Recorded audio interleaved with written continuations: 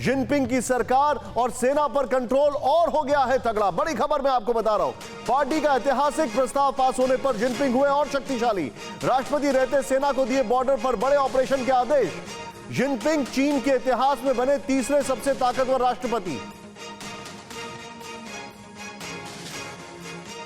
Play on करें इसको, यहां पर जो हमारे पास यहां पर ग्राफिकल इंफॉर्मेशन है वो जरा प्ले ऑन करें। वो इंफॉर्मेशन ये है कि जिनपिंग ने सभी कांटे हटा दिए हैं।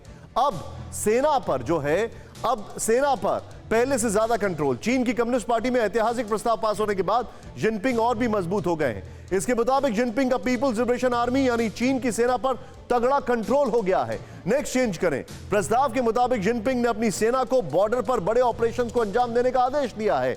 जिनपिंग अब चीन के में अनिश्चित काल तक के लिए हर विभाग के राष्ट्रपति बन चुके हैं। जिनपिंग अब चीन के इतिहास में ये पार्ट पुराना है थोड़ा, मैं आपको बताऊंगा। ये एक हफ्ते पहले जो आ गई थी खबर उसी का पार्ट है, तो थोड़ा मैं आगे निकलूंगा यहां पर। ये इस वक्त की बड़ी खबर है। मैं सीधे यहां पर आपको बताना चाहूंगा। जनरल शंकर प्रसाद मेरे साथ है। सर, शी जिनपिंग का जो उनके पीएलए पे जो कंट्रोल बढ़ा है, ये उनके इंटरनल चीजों में मदद करेगा, एक्सटर्नल चीजों में मदद करेगा? सवाल तो ये उठता है निशांत, ये हुआ क्यों? Why did he have to take this action? Xi Jinping साहब की जब मार हुई डोकलाम में, उन्होंने देखा कि उनकी सेना काम नहीं कर पाई और डोकलाम में उन्हें डिप्लोमेटिक प्रेशर की वजह से विड्रॉ करना पड़ा। एक तो पहली वहाँ शकत हुई, that is one defeat he suffered. Second defeat उन्होंने देखा गलवान में हुई। गलवान में जब पिटाई हुई उनके सोल्जर्स की, मानने को तैयार नहीं है, हमारे 20 आदमी शहीद हुए, उनके 100 शहीद किए गए, मार दिए गए। तब उन्होंने देखा एक और डिफीट हुई, डिफीट नंबर 2।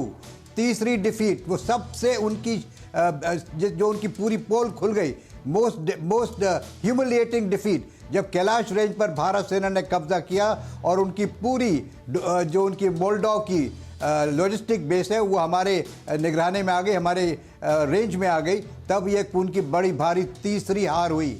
तो इससे प्रेसिडेंट साहब को लगा कि उनकी चीन की सेना कमज़ोर होती जा रही है, उनकी लीडरशिप कमज़ोर हो रही है, उनके सिपाही पूरा काम नहीं कर पा रहे हैं, they are not able to discharge the duties as expected by the president. तो 3 तो डिफीटें मैंने आपको भी दिखा दी यहाँ पर। उसके अलावा अरुणाचल प्रदेश में भी इनको 1 दफ़ा 2 दफ़ा खानी पड़ी। तो there has been in the last couple of years, particularly last two years और सो, चाइना की जिस तरह से पिटाई हुई है, I would still say defeat of the Chinese army in these 3-4 operation. चाहे गोली फायर हो या ना हो, कैलाश रेंज पे उन्हें बहुत परेशानी हुई थी, गलवान में उन्हें अच्छी मारपीटी थी, डोकलाम में कुछ कर नहीं पाए थे, 2-3 महीने बैठे रहे, पूरी कोशिश कर ली।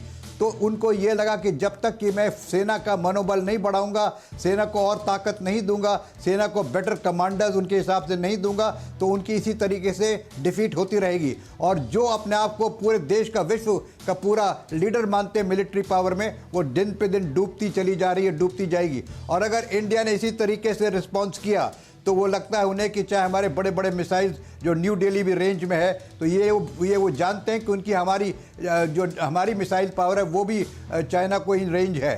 तो इन सब चीज़ों को देख के ये साफ जाहिर हो रहा है, it is the reaction of A defeated president. Understood. अब कल एक बड़ी अच्छी बात यहां पर इस शो में आई थी कि शी जिनपिंग जो हैं वो राष्ट्रपति से अब एम्परर ज्यादा बनने की कोशिश कर रहे हैं।